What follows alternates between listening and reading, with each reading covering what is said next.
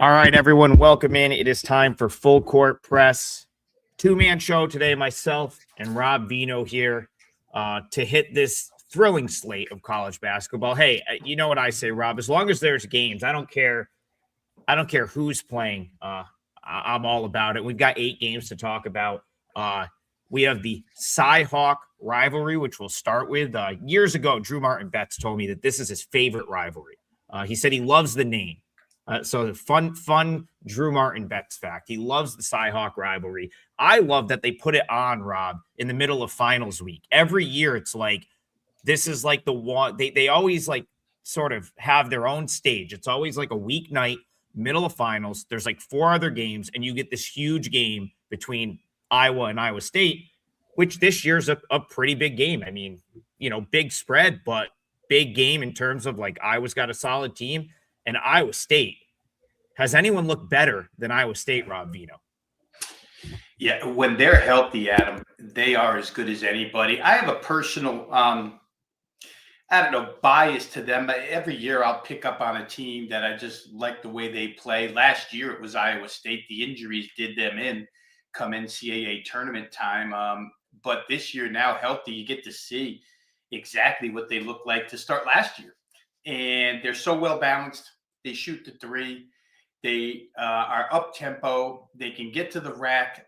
Taman Lipsey, who came back after a 3-game absence last game, spearheaded the route on Saturday, the unexpected route of Purdue.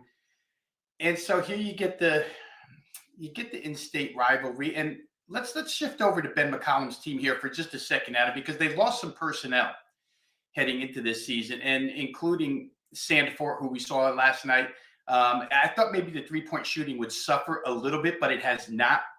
3 guys shooting the basketball. And we're not talking about ultra small sample size guys that are shooting the threes and making the threes at, like, I think it was like 43% or better clip. So they still have that element.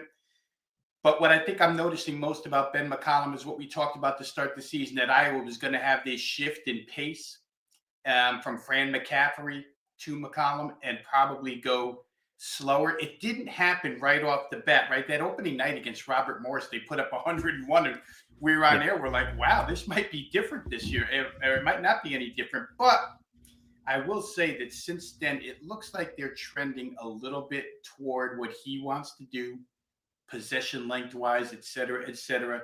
It's not quite what Iowa State wants to do, but again, they're so well balanced, they can do just about anything. Again, going through this game and looking for fundamental advantages on either side, and especially for the dog side, because when I looked at the number, I thought, man, I'm not going to lay that type of price with Iowa State. I prefer to take that price with Iowa in a game of this magnitude. A couple of things here. I would look for Iowa, the Hawkeyes, to try and slow this thing down a little bit. And again, I'll just reiterate, you guys hear me say it a lot so far the first month of the season. I do believe that a home team can dictate pace for the majority, and the majority being better than 50% of a game. So Iowa will have to do it in spurts, and they'll have to play really good defense. 2 things in their favor, Adam. They don't turn it over, and they force turnovers. It's not like an Iowa team to actually be that good at forcing turnovers. I mean, in scramble situations under McCaffrey, yes, but here they get their hands on balls for McCollum. It's kind of a trait of anywhere he goes. And I think that's a pretty solid place to start when you're looking to play this underdog. The next way to look would be rebounding. They're just not that. They say an average rebounding team so far this year. They're going to have to do some work on the boards because Iowa State's pretty good at getting second chances. All that being said, a couple of things here that I looked at. I don't want to play any Iowa State game under, although I do have that feel that it won't be up and down. Only because of where the odds makers place a number. And as we're talking here, my eyes went down because I just saw the flash on the screen. The total is now going down to 142.5, 143. But I like the underdog side here. I just think, A, Iowa makes enough threes. B, Iowa forces enough turnovers. C, Iowa doesn't give the ball away. And when you start to put all those things together, boy, 12 points. Well, again, as I look, we're down to 11.5 here. So 11.5, the money is coming that way, 13.5 down to 11.5. They probably see things kind of the way I'm describing them. But if I had to, Adam, I'd play the dog. Missed the boat on the opening number, but it just seems like a large number in this type of rivalry game. Yeah, it's funny, Rob. I've been on Twitter all morning and Discords and stuff, and this seems like a very polarizing argument today, because I feel like you got about half the people are like Iowa State's going to run them out of the gym. This is that they take this rivalry more seriously. This is their Super Bowl. It's in Ames. And then the other half are like, how in the world is Iowa catching this many points? It looks like the respected opinion is the latter at this point, because this is actually down to 10.5 now, some places. Now, I'm looking at pretty much all of the legals, if you will, have moved to 10.5 here. The bigger, it looks like Vegas books are still 11. Some of the offshore still 11.5. But there's no question the money's come in on Iowa since the open, which this opened as high as 13 some places, 12.5. I think most places where this was open. My number came out right at 11.5, which actually surprised me a little bit. I thought that I was almost certain that Iowa would show value here, and that I disagree with it. For me, the thing that would be, I guess, the path to Iowa State just blowing this game open would be if Iowa State is defensively. I mean, we know they're good defensively, right? Otzelberger is always really good defensively. If they can pretty much neutralize Sturts, I think that would be their path to opening this up to a double-digit lead. Tom Izzo the other day had a really good defensive game plan for Iowa. And it was an inefficient 14 points for Bennett Sturts in that game, 4 for 10 shooting from the field, turned it over 4 times. He's a guy that shoots 51% or 51% from the field. So if you can hold him to 10 shot attempts, 40% shooting, and 4 turnovers, I was probably not going to win that game, right? That's a game, especially if they're playing a better team, which in their last 2 games ago, they were playing a better team in Michigan State, and they were able to do that to Sturts. And what was the final score in that game, Rob? I think it was a 20-point blowout. Yeah. So you look at this game here, Iowa State turned Braden Smith over 6 times over the weekend. That's pretty impressive. You don't see that every day. Torrey was fantastic in Lipsey's sort of departure there. Now Lipsey is back. It'll really be, I think it's going to depend on what Iowa can do with their game plan with Sturts, because Sturts kind of starts that whole game plan. So if they can really get him and neutralize him, I don't know that they've got enough firepower with the rest of the team to offset that. A very slight lean toward Iowa State here for me, but now I'm kind of nervous to lean that way, because you're talking about coming down to 10.5. A very interesting game, likely not one that will make my card today. Yeah, I think to your point, there's only one pathway for Iowa to win this game or to cover this game.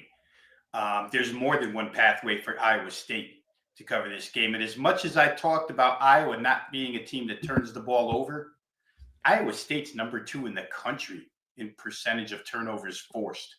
And so that head-to-head matchup right there, we take the ball away. We don't give the ball away. I don't know, one of those spurts where Hilton Coliseum is going crazy and they get a couple steals and a couple breakaway layups, and all of a sudden the margin that's created, to your point, Iowa State, to correlate it to a football team that doesn't have a vertical passing game, if you're behind 2 scores, it's difficult to come back. And I think if Iowa gets in that position, it's very, very difficult for them to get back into the game and stop Iowa State from creating margins. So they're going to have to be on their game for the full 40 to get it done here. I think if I had to throw out a lean in this game, I'd play it under. Iowa State shot against Purdue. And I really look at so someone, I pulled up Trevor's comment. He said, well, Bennett Sturts bounced back. Well, Bennett Sturts did bounce back against Maryland. He had 25. That's, Maryland just didn't have the personnel to do what Michigan State did, which was, they really disrupted him. And that was just a great Izzo game plan in that game. I thought that was, Michigan State was ready for anything Iowa was going to do. And that was really not a contest by the end of that game. I don't know if I want to go against TJ and his ability to like defensive game plan. Remember this Iowa State team has been good for a long time, but now they have a good offense. That is so scary. Like they could be, I don't know that we know the ceiling of this team yet, Rob, if they're going to score the way they've been scoring. Yeah, no, I agree. And to your point, Michigan State won by 19, and we know they can't shoot threes. Iowa State shoots threes. They got 4 guys that can shoot threes. It's a veteran team. They're used to Otzenberger's system. To me, they have Final Four capability. Like I said off the bat, I'm kind of biased to them because I love their style. I love the way they play. I love the fact that they're so deep and everybody contributes. It's a tall task for Iowa. Again, these rivalry games, you never know. But for Iowa, it's going to have to be from the get-go, especially in the opposing gym here, Hilton Coliseum. They're going to have to be close the entire way, because if separation gets created here, I don't know that Iowa's got the firepower to come back. Yeah, that would be my concern, and that's ultimately if it feels like if Iowa State covers this big number, it's probably late where they like extend it, it gets extended out to 12, 13, 14.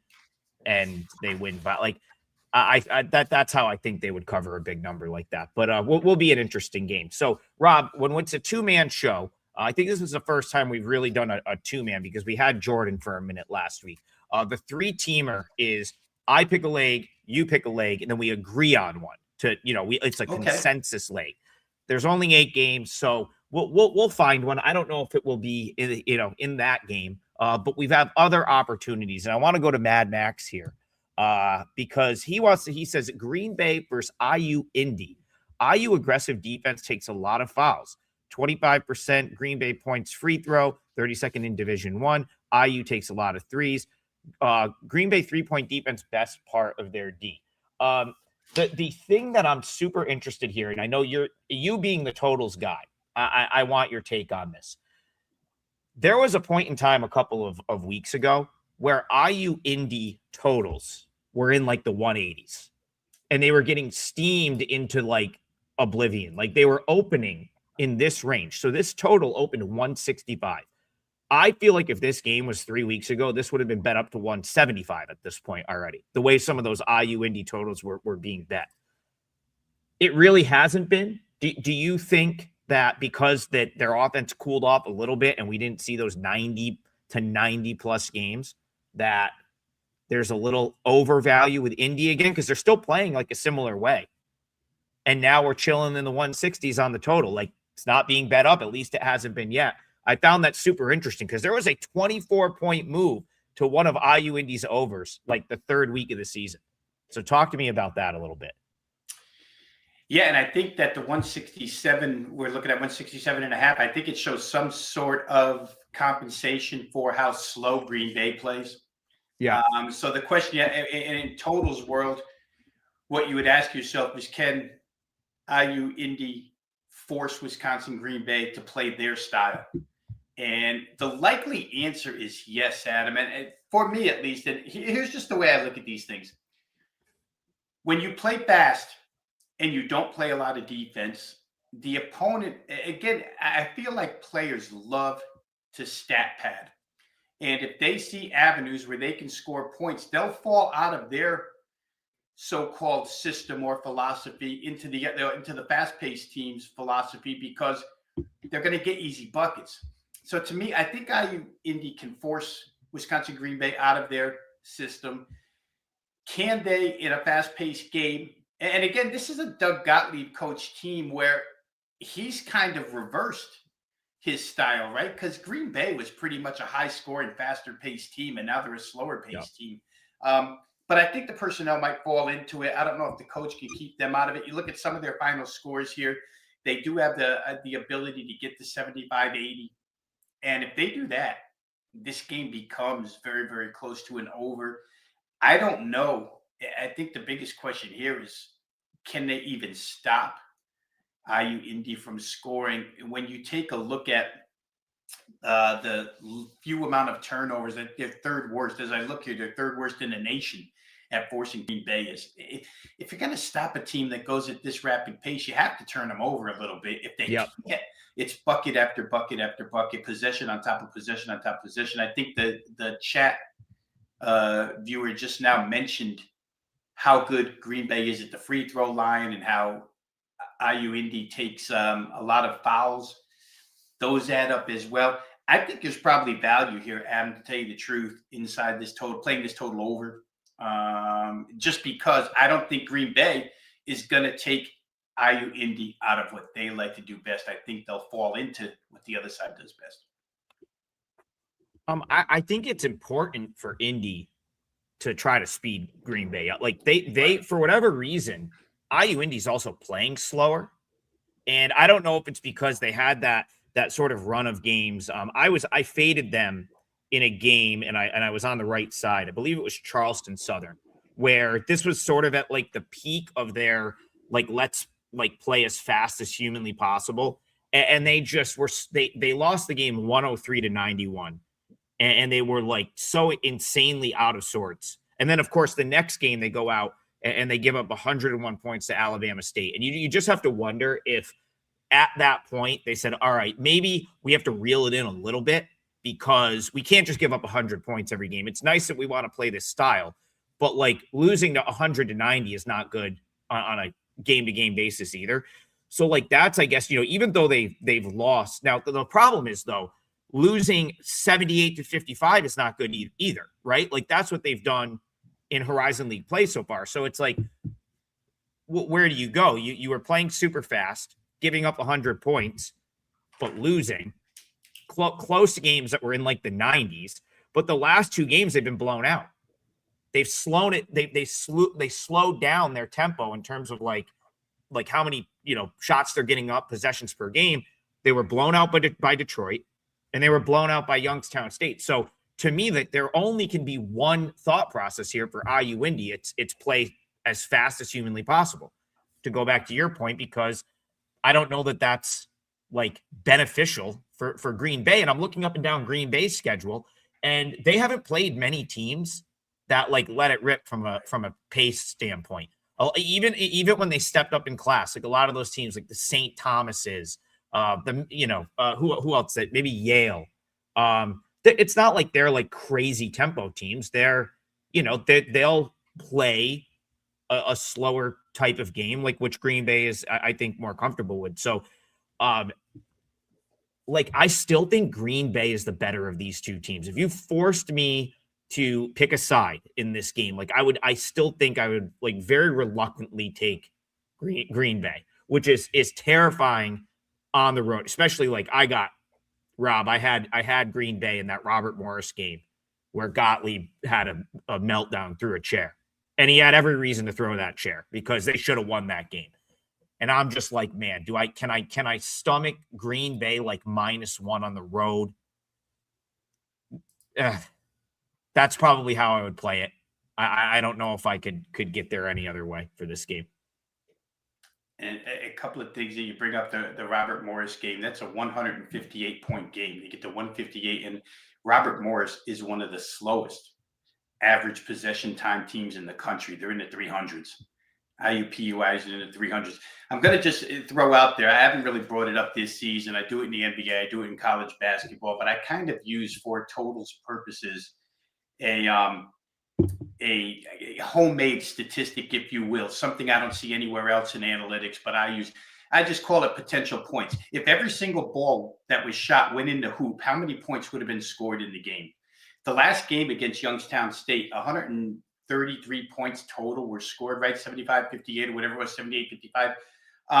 However, the IUPU side themselves had a chance for 160 if they made every shot. The other side, Youngstown, had a chance for 151. That's 311 potential points in the game, and only 133 were converted. Very, very low. Bad shooting out of IUPUI. I think the three-point numbers were horrific in that game.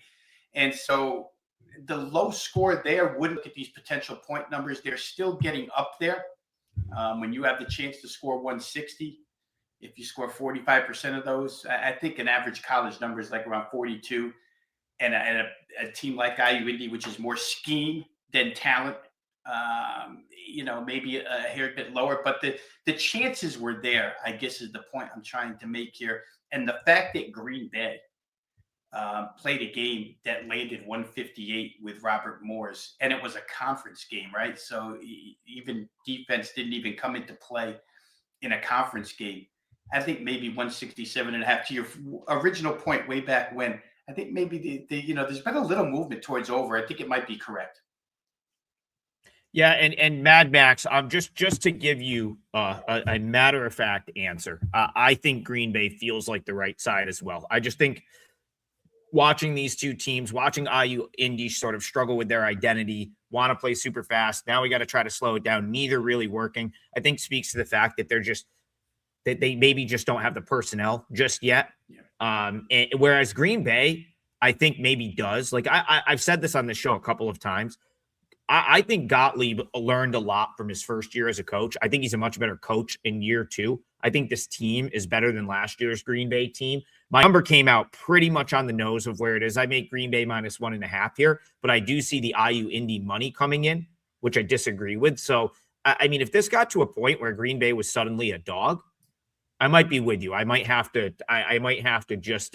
That might be the I'm stubborn and pot committed play, Rob, where it's like I feel like I've got to get my Green Bay money back on them screwing me last Thursday. And then over the weekend, they just got blasted by Wright State. That was a horrible matchup for them. So Green Bay probably overall a little undervalued right now. I wasn't sure if I wanted them on the road, but the more we talk about the game, the more I think Green Bay might be the correct side. Okay, let's come back here to Central New York. I was talking to some people that are going to the game tonight, Rob. Some folks are not real thrilled that the ACC now has this ending 9 p.m. slot to accommodate the new members, the Cal, Stanford, and SMU. Pretty much going to always have a ACC game at 9. And the folks of Central New York not thrilled about it, of course, but I'm sure they'll be out. It's a fan base that was desperate for a win, like a big win. Haven't had one in the Red Autry era until last time out. Knocks off Tennessee. So I expect some juice at the Dome tonight for this game. St. Joe's coming to town. They had 20,000 for a 9 p.m. game against Monmouth a couple weeks ago, and that was prior to beating Tennessee. So I think you get an okay turnout. What I was surprised about here, Rob, was my number being so close to what the market was. When I saw these numbers first pop, I said, "Oh, I'm going to have to talk myself off of St. Joe's catch type of game." And my number actually lands right in sort of where I think I was at like my 12.1 for Syracuse. This has even been bet up. I think it's now 13 or 13.5.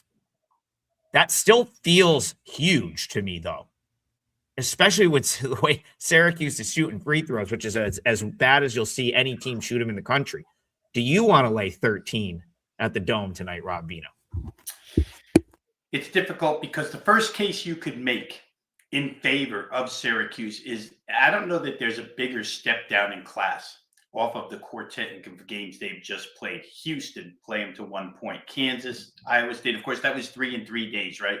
We talked about that. They get blown up Iowa State the third time in those 3 62-60 in a game where, again, they weren't favored to win that game. They were off the blowout loss. I think people gave up on Syracuse again, and they come through the win. But you play Houston, Kansas, Iowa State, Tennessee, 4 teams in succession with – and I'll lump Kansas in. Maybe I shouldn't. So I'll say round of 32 potential. I was going to say Sweet 16 potential. Let's say 4 teams with round of 32 or deeper potential. And now you're going to play St. Joe's. St. Joe's has only played 1 team in the caliber of Syracuse. That was Virginia Tech. It was also on the road, and they got absolutely destroyed, 94-50. Was even capable of stepping up in class.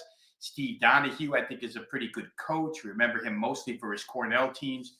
But I don't know that they match up well in this particular instance. Now, there's a couple of problems here. First thing I'll say is if I keep pointing out Syracuse positives, they've been really good on the defensive side of the basketball, which is different for them a little bit. St. Joe's a bad shooting team from 3. Syracuse is not going to allow them near the rim. Syracuse, William Kyle was, from what I think it was number 42. He's an absolute monster, Rob. He's an absolute crazy. monster. He might be my favorite player in all of Division I basketball, even though he shoots 20% from the line. An absolute freak he is.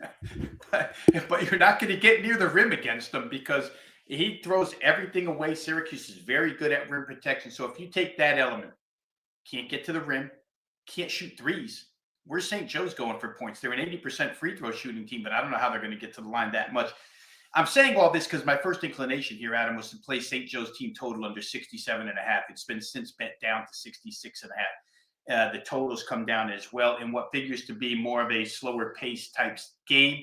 Syracuse hasn't played especially up tempo. They don't shoot the three well. You already talked about they don't shoot free throws well. They make their living inside the arc.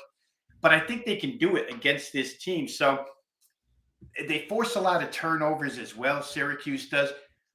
I was making the case earlier to bet this game again with the St. Joe's team total under. Even at 66.5, it seems kind of high to me. I don't know that they can get to the higher against this Syracuse team if they're focused, Adam. And in a standalone 9 o'clock game, they probably should be focused. The crowd should be there. The team, after playing those four, NCAA contenders, should be there. I think there's a lot of reasons to like the Qs defensively against the St. Joe's offense.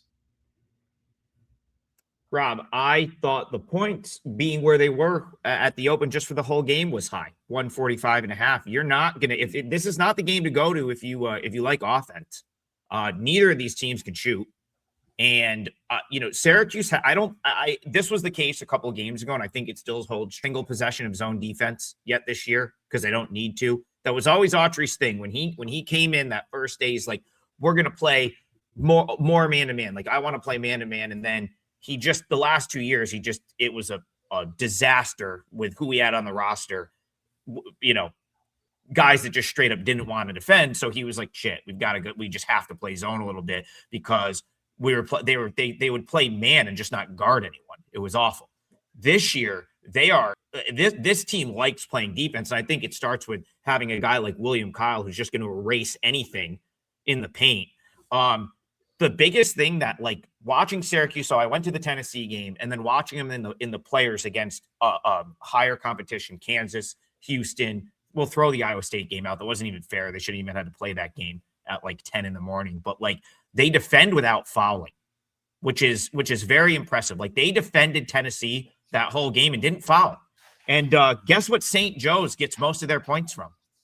The free throw line, where they're number one in the country shooting foul shots. St. Joe's, 81.3% from the foul line, number one in the country. So if Syracuse doesn't foul, they're not going to put the number one free throw shooting team at the line.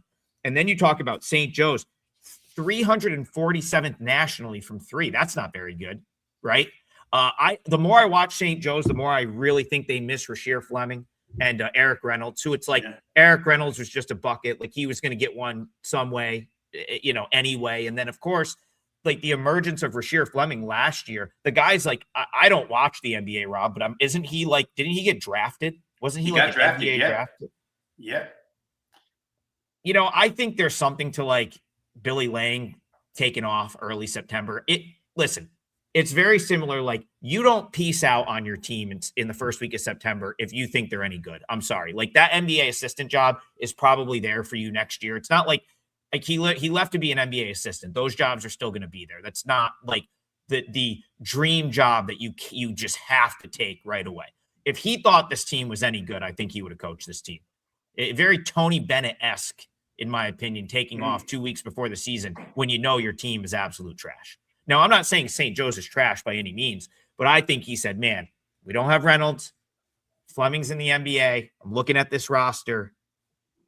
I don't know. Like, they better on, in my opinion, St. Joe's better on paper coming into the year than I've seen to this point. So, like, I can't lay 13, but I don't disagree with your look on a team total under. This Syracuse team can defend. They are a great defensive team. And just while you were talking, it went down to 65.5. And this thing, for team totals to creep down by a point and then another point within 20 minutes is kind of crazy. But I'm staring now at a 64.5. I mean, Watching the show. They must be watching the show. I mean, it's something. But to both of our points here, St. Joe's isn't going to score from three because they can't shoot it from three. They're probably not going to get to the free throw line a ton because Syracuse doesn't foul, and they're not going to get near the rim with Kyle back there. You can funnel everything into him. So where are your points coming from? They're not necessarily a fast break team, and Steve Donahue's probably still trying to figure this whole thing out personnel wise. So, cues. Yeah, it's like I said, I thought I was going to find a way to like the dog here because again, like Syracuse, they do have a habit. I go back to the Monmouth game, which I gave out on this show and ended up covering easily. They have a habit of letting a team like this stay in it. Like they really don't land the knockout punching games like this, but they are if they play to their potential. And I'll tell you the other thing, Donnie Freeman's not going to play tonight. I saw people saying like there's no way he's playing tonight. That would be not smart. I don't think they risk him until they play a conference game. Again, it just doesn't make any sense to he's got an injury that I think it's like an ankle or something. Like it's not there's just no reason to play him in a game like this. So if you're thinking like, oh well, Cuse might have Freeman back, it would be a very bad decision, in my opinion, to play him here. Garth, I was trying to find your game and Garth is giving out women's basketball in the chat. I absolutely love that, by the way. If you got it, listen, Garth, if you got an edge in a women's game, you send it right over. That's what we love on this show. But I will I'll tell you what, I'll go to a small he was talking about smaller markets. I think he was actually talking about women's basketball. We do have smaller markets in men's college basketball. There's 2 extra board games, and I played one of them. It is a client play, so I will give it out here. I did end up getting out ahead yesterday, ever so slightly, thanks to the New Jersey Institute of Technology, Rob, who came through for me to offset Norfolk State, who ended up losing by 30. And one of the things that's like, listen, this is really tough to know. Norfolk State showed up with 2 guys out. I guess the flu. They had the flu, and this is like the flu is running rampant through college campuses right now. I'm almost willing. Now, I have no info on UT Arlington, Rio Grande Valley, that anyone is sick, okay? But I'm going to use this to make the point. I really like UTRGV here. I played them -1 earlier this morning. It's up. Caesar still has a 1.5, but it's up to 2.5 most places. But you can just money line it. It's a 3% play for me, and I'll talk about why I really like this Rio Grande Valley team. But I'm almost willing, like these types of games, mid-December home game, I'm almost willing to give the home team like 1 extra point just by default. In a game that's like, listen, if it's a big time game like the Cyhawk tonight, Iowa State, then it's like I'm going to use my true home court metrics. But a game like this that's a little bit like, one off. The reason for this, Rob, is if guys are sick, they're not even traveling with the team these days. This is like I have 4 or 5 confirmed instances where like if guys are feeling under the weather or they're sick, they just stay home now. And it's because like the way college basketball is, these I don't want to say these games don't matter, but like even to like the mid majors, it's like you still have to win your conference tournament to go to the NCAA tournament. So they're just not even messing around at this point. Like Tarleton left 6 guys home the other night when they went to Cincinnati. Norfolk left a couple guys home. There's like 3 or 4 more. I just can't think of them offhand. But like, so that's my concern with like any team playing a road game in the middle of December is like, are guys sick and are they even traveling with the team? Are guys banged up? Are they even traveling with the team? We've seen more instances of this than ever, in my opinion. So just something to keep in mind as your handicap, because you could end up getting stuck and you find out 5 minutes before the game that 3 starters are not available. I feel like it's less likely to happen with a home team, especially with a home team like UTRGV, who doesn't get many home games. That's the thing. Like some of these teams have really hard time scheduling Division I opponents at home, and that would be UT Rio Grande Valley, who played this crazy sort of travel schedule because no one wants to go to, I think, Edinburgh, Texas and play them. But they had Austin Peay over the weekend, ran them out, destroyed the other non-board team they played in their other home game. I think this is kind of a nice spot for them, still at home. And I think they're a very underrated team in general. They bring in, it's a different roster from this year, but the defense has been better. They have a coach that I really, really like, who actually overachieved, Rob, with the team last year. And I think he will continue to do so. Cotton from Jacksonville State was a guy I liked at Jacksonville State. He's been their leading scorer. So for me, it's just a lot to like about a UTRGV team that I think is a little underrated. And the fact that, like, I'll give you an extra point for playing at home in mid-December because I don't know who's showing up for the visitors. So I played UTRGV. I'm going to put that in our parlay on the money line. Anything on this one for you, or just in general? Is that something you've seen as well? I will say this: when I went through this game, and it was a brief go through, the Arlington edge here seems to be on the glass, Adam. It's a glass-eating team, and especially on the offensive board, second chance points, etc. And in a game that's lined in the vicinity that this one is lined in, generally speaking, second chance points, even if it becomes an offensive rebound and a foul going back up or whatever, those all count. And I just feel like that's probably where the edge is here for that side. I didn't play the game. I see the total has come down by 2 points. Probably makes sense. If you just go through the analytics real quick, you'll see that neither team hangs onto the basketball real well. And so, again, as we pointed out the other day, just because you're turning it over, it doesn't mean that's 2 points going the other way. It could be just a pass thrown out of bounds, et cetera, where they start the shot clock again. I think, the better rebounding team would be my play in that one, but we're going to ride your suggestion in that one. And while we're at it, why not just – here's another thought, too, real quick before I give my leg. Mm-hmm. I'm wondering if the two of us – because we are so often criticized, even though we're giving you all of our thoughts on a zillion games. I wonder if we don't let the chat become the third leg of this parlay one time and see if they can produce for us. But while you think about that, let me go ahead and tell you that I'll stay on the added board. And just because I'm close to the Mizzou program, I'll play the Mizzou team total here over 92.5 against Alabama State. Again, I don't think it's kind of like the Syracuse deal, where although the Syracuse deal is probably more so because they're on national television tonight in a standalone game. So I wouldn't expect a letdown from Syracuse, even though the opponent might suggest it. This, for me, is a get-right game for Missouri, who's been through two tough losses. They just got through the insane rivalry game against KU, where they got beat up pretty good, and they need to get the offense right again. An offense that's really been excellent so far this season under Dennis Gates. And the Alabama State team, which has shown the propensity to give up this type of point production. Florida State got 101 against Alabama State. If I go down the list, Colorado got 94.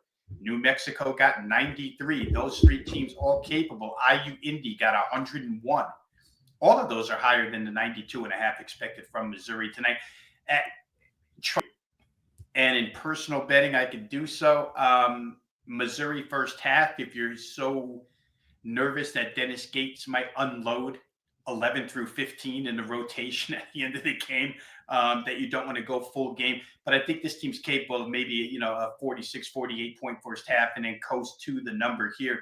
So for me, it's going to be Missouri's team total up and over 92.5 against an Alabama State team, Adam, that this deep into the year has only been home once. Every single game is on the – we talk about these travel schedules that the SWAC teams play and how difficult they make it on themselves. This team's been everywhere so far this season, and now they're going to fly to Columbia, Missouri to play this game with Mizzou just itching to get off of that 60-point performance and 20-point loss to KU. So team totals have been really good to me so far this season. I'm going to play this one up and over 92.5 as my leg of the parlay. Yeah, the SWAC, the MEAC, those types of schools. That's one thing that, like, I wish I put a little bit more stock into yesterday, Rob. Like, Norfolk State had been around the block a little bit, out to Laramie, like out to Arizona. That is a thing. Like some of these like good results early in the season. We saw Bethune-Cookman with a couple of really nice covers. The Auburn game, the Dayton game. Southern took Washington to OT. But man, by the time you get to mid-December, and these guys have been on the road for 3 weeks, traveling all over the place. Now they're banged up. Now they're like, I don't have the historical data, but you gotta how many mid-December games that these SWAC teams even keep close. So I think that's a really good point. Alabama State was out in, I'm just going off memory, they were out in Colorado Springs for a minute, like you just going all over the place. So yeah, like it makes a lot of sense. And the final thing I'll talk about before we move on with you had mentioned the rebounding for UT RGV UTA. Like, yeah, UT Arlington better get some rebounds because they can't shoot they can't shoot at all. Like they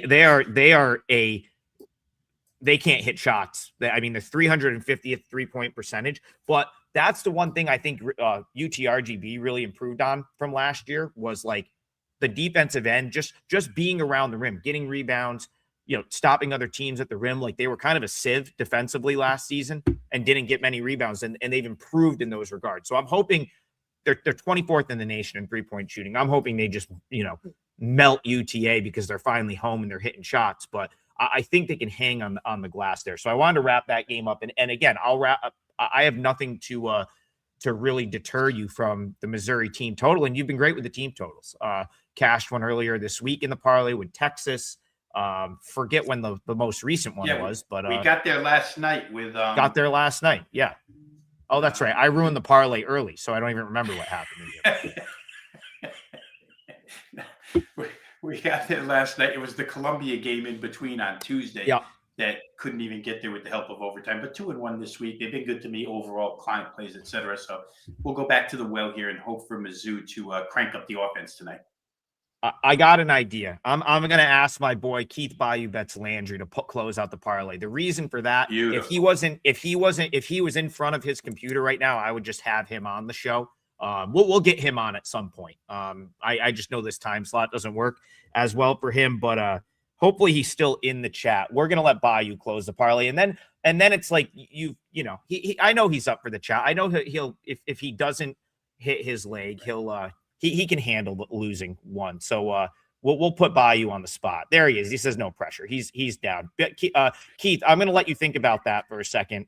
And we're going to go to – so Garth says the play I was talking about was college volleyball. That is phenomenal. That's even Garth, better. Listen, I'll be donating the $5 to you if you just feed me the college volleyball picks. Let me just tell you. If I can find a place to get them down. Yeah, tell us where we can get down on it. Yeah, tell us where we can bet those. He says Arizona State moneyline college volleyball. Tremendous stuff. That is – if we could put that as the third leg of the parlay, I would do it.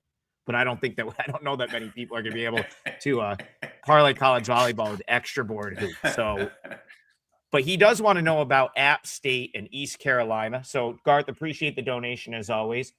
This was Rob. I guess I didn't disagree with the money that came in here on App State. My number was a little bit lower than where this opened, but I don't. This App State team has burned me a couple of times this year. And that, in my opinion, this is not one of Kern's better teams that he's had in recent years. I think they've taken a step back from where they were the last couple of years in terms of being competitive near the top of the Sun Belt. So I don't really want. I don't think that I would. I certainly wouldn't take App State now after the number has moved a little bit. Talk to me about this one. App State, East Carolina tonight. A home game for East Carolina here. Yeah, and we've talked about so many teams on this card today, Adam, that can't shoot the basketball, and you can throw ECU into that mix. That not only can't they shoot it, but they don't defend either. Their game logs so far are extremely rough to look at. App State plays extremely slow.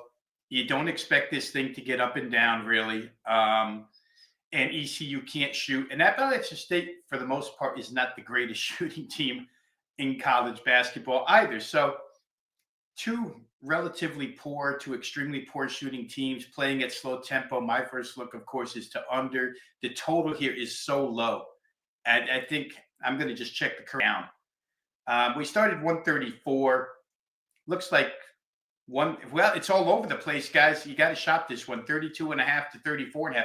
I tell you what, if you can still find 34.5, which are abundantly out there according to my screen at this point in time, I would look under in this game. Honestly, I think Appalachian State, even on the road, ECU doesn't run it enough to really dictate a different style of tempo. You're not going to get Appalachian State out of their game, so to speak.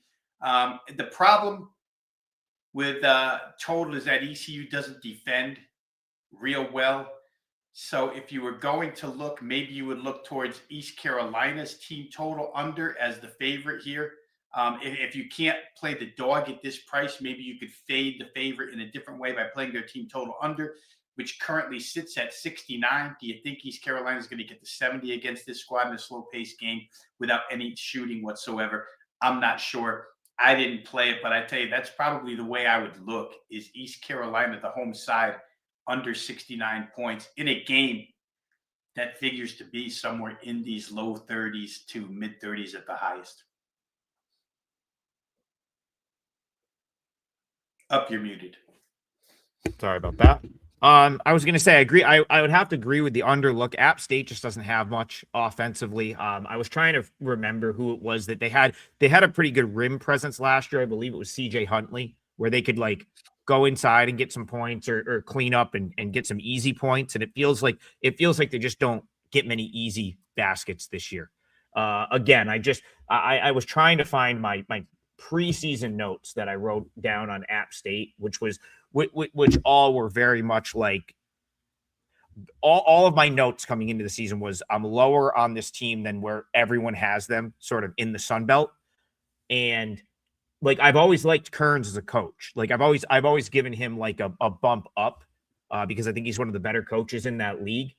But I'm the more I watch App State play, the more I just think that they maybe don't have the talent. Like you listen, you can be a great coach. Greg Paulus is a great coach for Niagara, but he's got a JV team this year. There's only so much you can do, right? Like, so that's kind of where I'm at on App State. And yeah, I don't really have much of a lean on the side. So I think I would lean toward your opinion there. For Garth, I think I'd lean toward the and he wanted the total anyway. Yeah, I think I'd lean toward your under look there. Seems like points could be tough to come by in that game. Okay. Heading back to the chat. Well, I don't know if Bayou has if the pick is in yet. Oh, it is. Okay, and it's a game we have not talked about yet. So he says best bet. So Bayou's closing out the third leg of the parlay, but I do want to see if you agree with him because it is a total.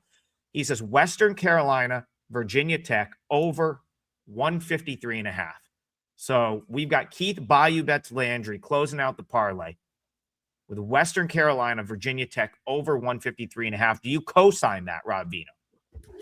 You know, I hate the fact that we have to always, we're in the business of not having clients watch us give our plays away for free, but we're on it now. We do it every day, right? We're kind of giving out a client play each and every day, but I did play this one over the total as a client release earlier today, small release, a 2%er, but I mean, I'll listen to Bayou's reasoning here. It'll probably line up with mine. I got a better number, Adam, to be honest with you, than what we're looking at right now, but I still think this number is good. I had 52.5 when I bet it myself and then had to release it at this number. So obviously I still think there's room, but let's let Keith have center stage here real quick. And then we'll add on if he's got, I don't know if he's even got any analysis written there for you. If he doesn't, we'll just continue on. I was going to say he'll have something. I'll listen. We appreciate, like, if you just help us run up this show, likes, subscribes, like I'm happy to come out and give out the client plays that I have. That's the nice thing about doing a college basketball show, Rob, is like the volume is such that like, I can spare a client play here and there. It's not like baseball where I might have one for the day. So, we just appreciate the likes, subscribes, interaction, comments, and Bayou already put his analysis in. What a guy. I don't even know. He's in here. He's already typed it out. He said both teams are top 100 in pace. Virginia Tech efficiency is so good on offense. He thinks the score is somewhere in the 90 to 70 range in this game. So that is sort of where he's at. Looks like just pace. And then Virginia Tech being super efficient here, that gets this one up and over. Do you agree with Mr. Bayou Bets on that? Well, I certainly agree with pace. That's the first thing to betting any over. You have to have the requisite number of possessions, opportunities to score in any case. I think Virginia Tech, in this instance, they've been through, when I went through their games, they've been through some strong defensive teams. George Mason, St. Mary's, and all kinds of defensive teams, right? They faced a Martelli press. They're able to score like the 73 that they just put up at James Madison or against James Madison was kind of impressive to me because Western Carolina plays zero defense and they like to go tempo, which brought me to the VCU game, which landed 154.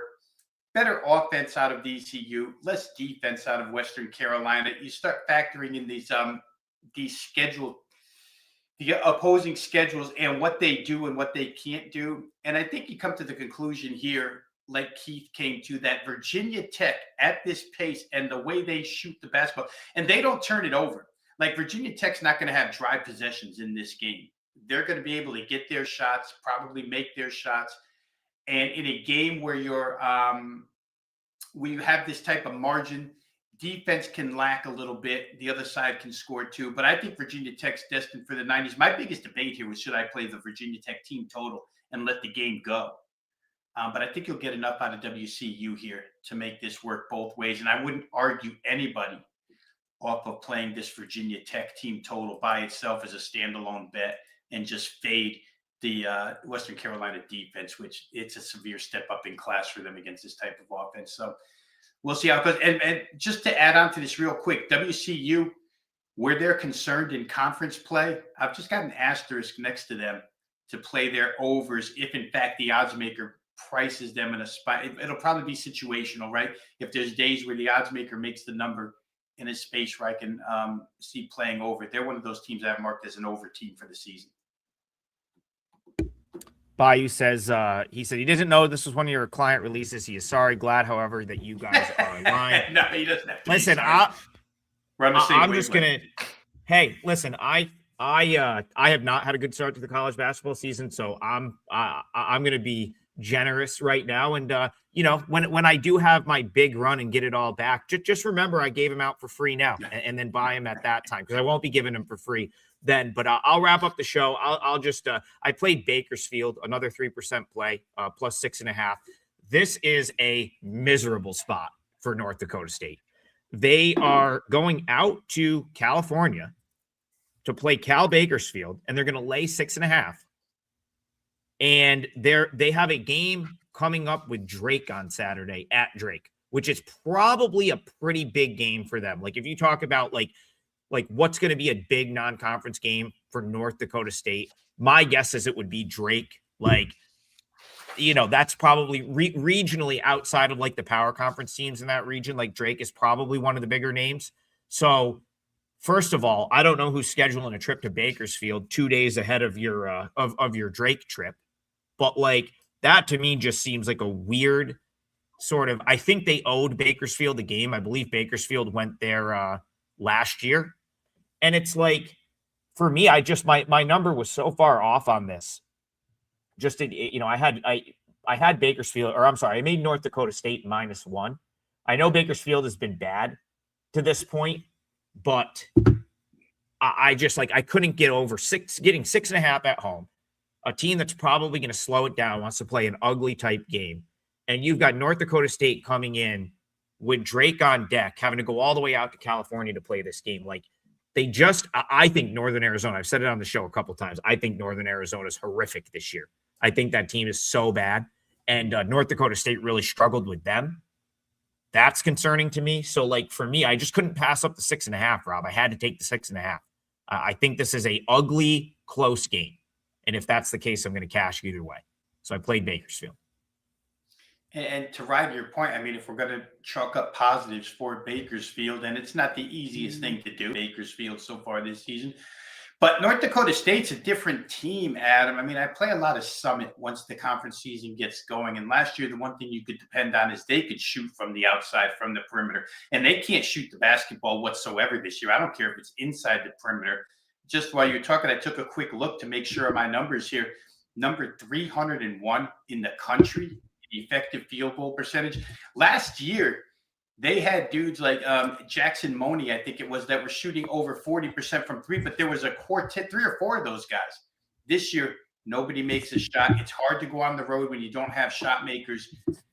Bakersfield's been another one of those teams that's been around the world. I talked about it, a couple of times this college basketball season, where they were calling it the Rod Barnes World Tour, as Bakersfield traveled everywhere. They're coming home for the first time after 4 road games, which is never a spot, at least in the NBA, that we like to play, because kids get accustomed to going back and seeing their girlfriends and whatnot. They haven't been home for a while. But still, it's difficult to play an ND State team laying points. They can't shoot. It's that simple. Yeah. You're on the road in a weird place, and you can't shoot the basketball. I'll point out, Rob, that the last couple home games were last couple road games were all around the corner. Like, they went up to Fresno, but then last week they played Big West play. Pretty much in the Big West, as long as you don't have to go to Hawaii, you really don't have a ton of travel. I think Northridge is up probably a little bit of a trip, but I think that's they had to travel north basically for that, where it's Northridge, Santa Barbara. But it's that to me is there's been that game, that Northridge game was Saturday. So they've had plenty of time to be back home. And really, you talk about those 2 losses, Northridge can really score. They're so good. I love that. They defense optional, Rob. That's going to be their problem. But I watched all of that game last night. They can fill it up. They have scored. When they're healthy, Ogaro came back. Had I known that was going to be the case, that would have been a client play. They're really good offensively. Santa Barbara should be so much better than they are. And they, of course, finally had a day against Bakersfield, put up 109 points. North Dakota State's not going to be that. So just off of going to be a much easier defensive task than those 2 teams. Good spot for Bakersfield. Biggest number discrepancy for me on the card today. I made it Bakersfield -1, and North Dakota State -1. They're 6.5 point favorites. I had to play that. All right, not too bad, Rob, for a 8-game slate without much to talk about. Yet we're still here right up against it on the hour. We hit all 8 games. So that's even we hit every single game on the slate that you can bet today. And Garth threw out a girls college volleyball pick. I mean, where else are you getting that? That's right. I think he said Arizona State money line. Scroll back through the live comments for Garth's women's volleyball pick, which again I'm sure that's worth betting. I will be going to look for a line for that as soon as we get off the show. But the parlay here, is going to be UT RGV money line. I think we'll call it -130. It's what I saw a minute ago. Missouri team total over 92.5 for Rob Vino. And then Keith Bayou bets Landry is our guest for the day.